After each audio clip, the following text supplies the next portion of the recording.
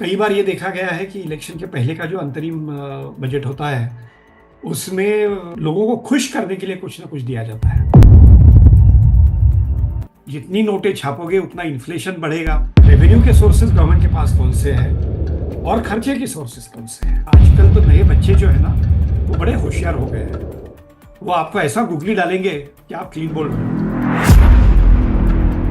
क्या होता है कि जब लोगों के पास डिस्पोजेबल इनकम बढ़ता है तो उनकी क्रय शक्ति बढ़ती है। 25 करोड़ लोग अगर दारिद्र्य रेखा के नीचे से ऊपर आ गए हैं तो इसका मतलब साफ है कि आगे मार्केट को बढ़ावा मिलेगा।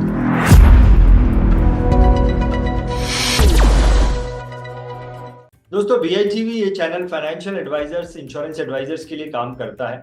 फाइनेंशियल एडवाइजर्स अपने कस्टमर्स की, बहुत सारे कस्टमर्स मैनेज करते हैं और अपने कस्टमर्स की फाइनेंशियल सिक्योरिटी के लिए फाइनेंशियल एडवाइजर काम करते हैं। इसीलिए एक फाइनेंशियल एडवाइजर, इंश्योरेंस एडवाइजर को बजट के बारे में जानना बहुत जरूरी है, क्योंकि बजट जिन लोगों के लिए फाइनेंशियल एडवाइजर काम करता है उनके इन्वेस्टमेंट पर उसका प्रभाव पड़ता है। उनका इन्वेस्टमेंट ग्रो हो सकता है, कम हो सकता है, उनकी इनकम पर इसका प्रभाव पड़ता है, सेविंग्स पर इसका प्रभाव पड़ता है, एक्सपेंस और लाइफस्टाइल पर इसका प्रभाव पड़ता है एक बजट का। और इसीलिए बजट के बारे में फाइनेंशियल एडवाइजर, इंश्योरेंस एडवाइजर को जानना बहुत जरूरी है। और बजट के बारे में जानकारी देने के लिए आज हमारे साथ में कुछ एक्सपर्ट्स जुड़े हैं। सबसे पहले मैं आमंत्रित करना चाहूंगा मिस्टर नीलेश साठे जी को, जो कि LIC के एक्स एग्जीक्यूटिव डायरेक्टर हैं, LIC म्यूचुअल फंड के भी एक्स CEO हैं और IRDA के एक्स मेंबर हैं। और इनसे बेहतर बजट के बारे में हमें और कौन जानकारी दे सकता है। नीलेश साठे जी, आपका बहुत बहुत स्वागत करता हूँ। धन्यवाद। साठे जी, जैसा कि मैंने कहा कि फाइनेंशियल एडवाइजर, इंश्योरेंस एडवाइजर्स को दिमाग में रखकर हम बजट के बारे में कुछ जानकारी निकालना चाहते हैं। तो आपके हिसाब से बजट में क्या निकल कर आया है और ऐसी क्या बातें हैं जो कि एक फाइनेंशियल एडवाइजर, इंश्योरेंस एडवाइजर को जानना जरूरी है? पहली बात तो यह है कि ये कुछ निकल कर आया तो कुछ भी निकल कर नहीं आया। अच्छा। और अपेक्षित भी नहीं था। हाँ, क्योंकि ये इंटरिम बजट है पहली बात तो। करेक्ट। और पिछले 10 सालों में इतने बदलाव लाए हैं कि और कोई ड्रास्टिक बदलाव अब आएगा इंटरिम बजट में, ये कोई संभव भी नहीं था और लाना भी नहीं चाहिए। एक तो हर बार इलेक्शन के पहले जो बजट होता है उसे इंटरिम बजट कहते हैं, अंतरिम बजट कहते हैं। और कई बार ये देखा गया है कि इलेक्शन के पहले का जो अंतरिम बजट होता है उसमें लोगों को खुश करने के लिए कुछ ना कुछ दिया जाता है।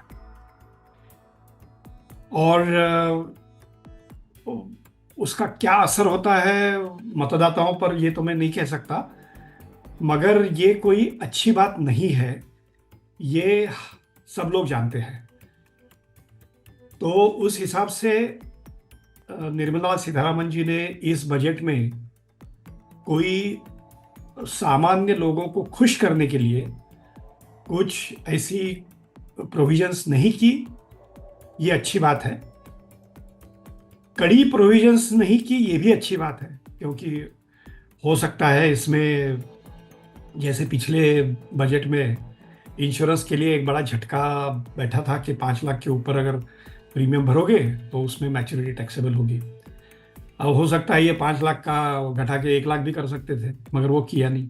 या हेल्थ इंश्योरेंस में जो ATD में रिलीफ मिलता है 25,000 का और सीनियर सिटीजन को 50,000 का, उसमें भी कोई कटौती नहीं की। बढ़ाया नहीं, ये ठीक है, मगर कटौती नहीं की, ये भी बहुत अच्छा है। तो जो फाइनेंशियल एडवाइजर्स है उनके लिए नया कुछ जानने की ज़रूरत नहीं है ये बजट में। Being in financial sector, budget के बारे में कुछ चीज़ें हर एक को ज़रूरी है समझना। पहली बात तो ये है कि जैसे बजट में रेवेन्यू के सोर्सेज गवर्नमेंट के पास कौन से हैं और खर्चे के सोर्सेज कौन से हैं, ये एक ज़रूरी होता है। तो रेवेन्यू का मेजर सोर्स होता है कॉर्पोरेट टैक्स, इनकम टैक्स और इनडायरेक्ट टैक्स यानी GST। तो ये तीनों की कितनी कलेक्शन, इसका कितना आता है, वही करीबन 70% तक का कलेक्शन तो गवर्नमेंट का रेवेन्यू जो है वो सिर्फ ये 3 स्रोतों से आता है। तो ये मालूम होना जरूरी है। ये फिगर्स में देने की जरूरत नहीं, क्योंकि ये पेपर में तो कहीं भी मिल जाते हैं, मगर ये कहने का मतलब as a financial advisor you should be aware of it. फिर खर्चे जो है वो किस पे खर्चे ज़्यादा होते हैं। तो पहले एक ज़माना था जब इंफ्रास्ट्रक्चर पे बहुत ही इग्नोर किया जाता था। हम देख रहे थे कि भाई रोड्स है, हाईवेज है, पोर्ट्स है, इस पे बिल्कुल कम प्रोविजन होती थी। तो पिछले कुछ बजट्स में हमने ये देखा है कि इस पे कंपैरेटिवली प्रोविजन ज़्यादा होने लगे। इसका मतलब इसका फायदा क्या होता है? तो इंफ्रास्ट्रक्चर पे जो आज खर्चा करोगे उसका फायदा आपको अगले 10-20 साल तक मिलता है। मगर लोगों को अगर आज कुछ राहत दी तो वो 1 साल में खत्म हो जाती है। तो इंफ्रास्ट्रक्चर पे सरकार को खर्चा करना बहुत जरूरी है, और अगर वो किया है तो ये अच्छी बात है। दूसरी एक बात होती है एजुकेशन एंड हेल्थ। ये दोनों ऐसे एक्सपेंडिचर के आइटम्स है जिसको हर गवर्नमेंट ने इग्नोर किया है या निगलेक्ट किया है। जैसे कई डेवलप्ड नेशंस में एजुकेशन पे 4% का प्रोविजन है, हेल्थ पे 6% का प्रोविजन है। यानी आपका बजट का टोटल खर्चा जितना आप करने वाले हो उसमें से 4% एजुकेशन पे करो, 6% हेल्थ पे करो। मगर इंडिया में कभी भी वो 1% 2% के ऊपर नहीं गया। अच्छा। तो इस बार कुछ इस तरीके से, जैसे पिछले कुछ सालों में हमने देखा है कि आयुष्मान भारत की योजना आई तो काफी लोगों को 5 लाख तक का हेल्थ इंश्योरेंस मिला। इस साल उसमें बढ़ोतरी भी की है बजटिंग में। तो ये कुछ अच्छी बातें हैं। Though we are nowhere near the average of the expenditure by developed countries, मगर इसके ऊपर ध्यान है, ये भी कुछ बुरी बात नहीं है। तीसरी बात एक जरूरी होती है कि भाई अपना डेफिसिट फाइनेंसिंग कितना है, जैसे फिस्कल डेफिसिट जिसे कहते हैं कि भाई आमदनी कितनी आई, 100 रुपये आई तो खर्चा कितना हुआ, तो 110 रुपया हुआ। इसका मतलब हमारा डेफिसिट जो हुआ वो 10 रुपये का हुआ। आमतौर पे ये समझने के लिए आसान होता है। अब ये कितना होना चाहिए?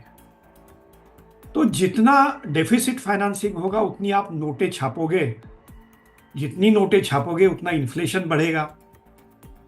तो महंगाई के दर जो है वो आज भी हमारे यहाँ 6-7% तक के हैं। 5-6% तो मामूली है, कभी भी उसके नीचे जाते नहीं है। ये कोई बुरी बात है ऐसे मैं नहीं कह रहा हूँ। जो डेवलपिंग इकोनॉमीज होती है उसमें इन्फ्लेशन की दर हर बार ज़्यादा ही होती है, मगर सीमा कुछ रखनी चाहिए।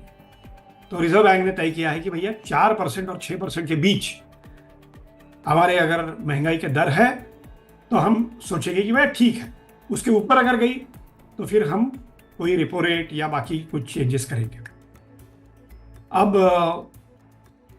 महंगाई बढ़ने के लिए नोटें छापना ये एक ऑप्शन होता है जिसके कारण महंगाई बढ़ती है।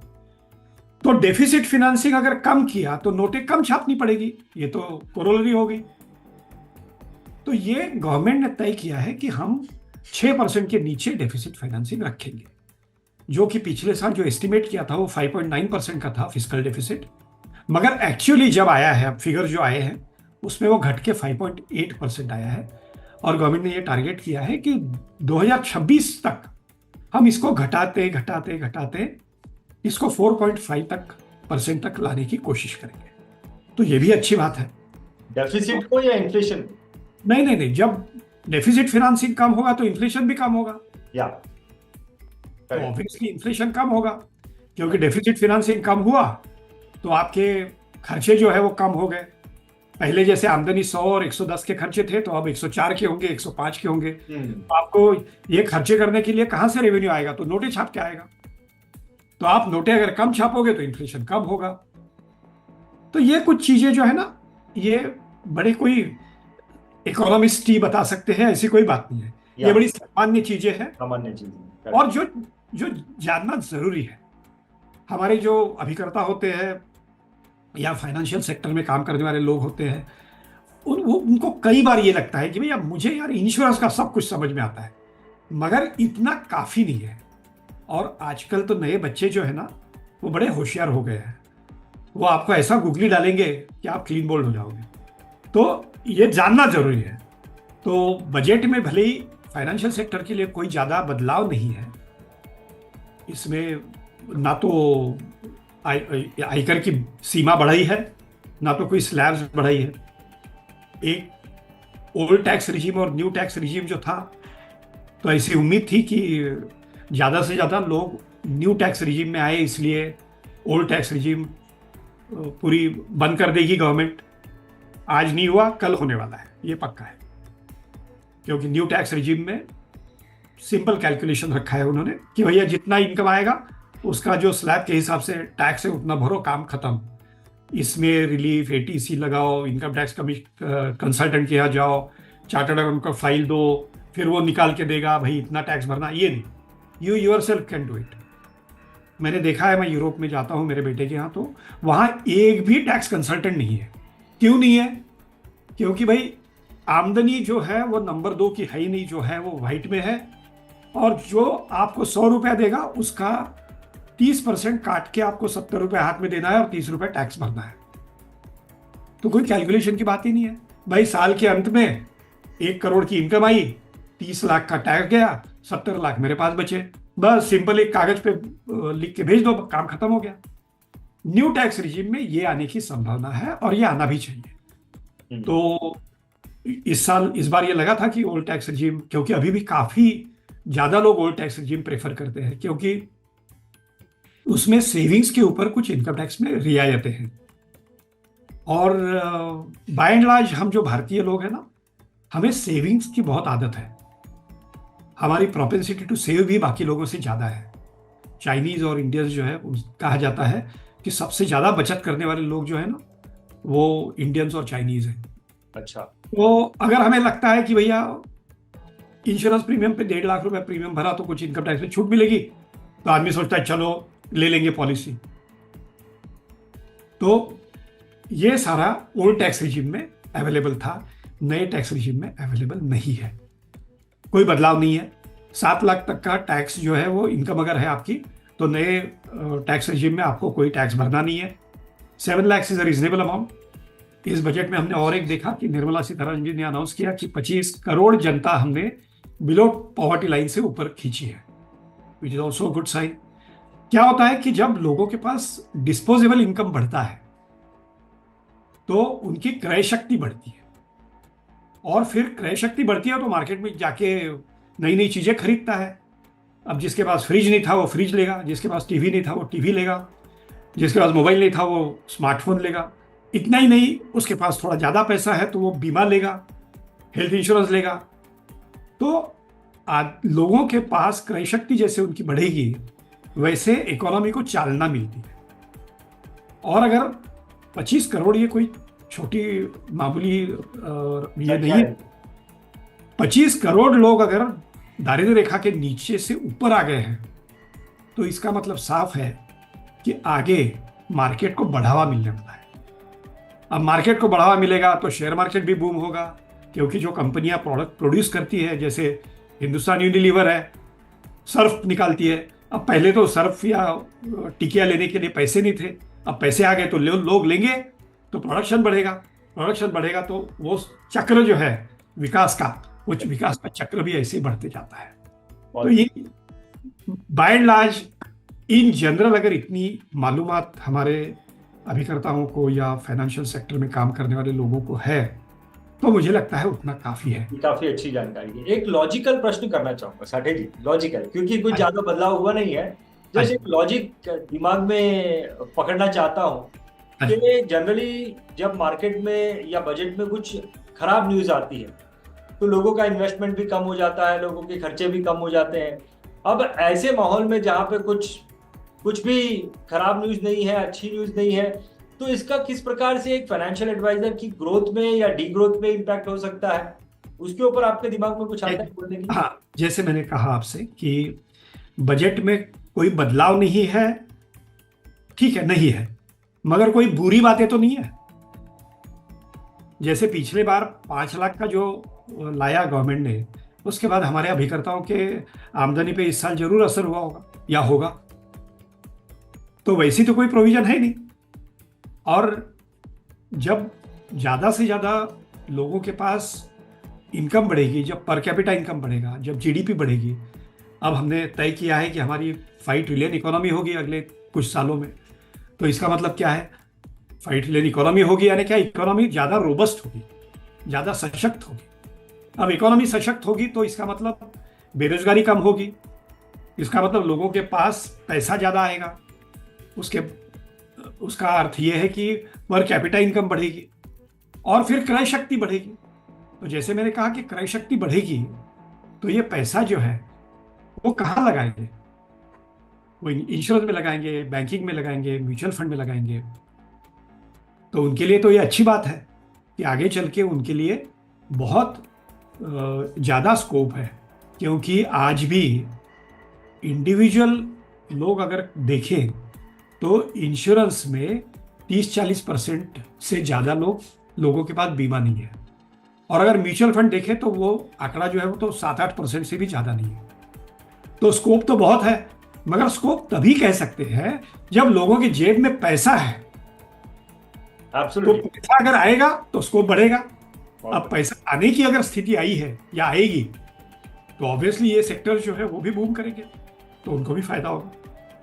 ओवरऑल अगर देखें साठे जी, कि भले बजट में कुछ निकल के नहीं आया हो, लेकिन बजट के इर्द गिर्द जो माहौल है वो एक फाइनेंशियल एडवाइजर, इंश्योरेंस एडवाइजर के लिए पॉजिटिव माहौल, एब्सोल्युटली पॉजिटिव है, और उन्होंने उसका फायदा भी कर लेना चाहिए।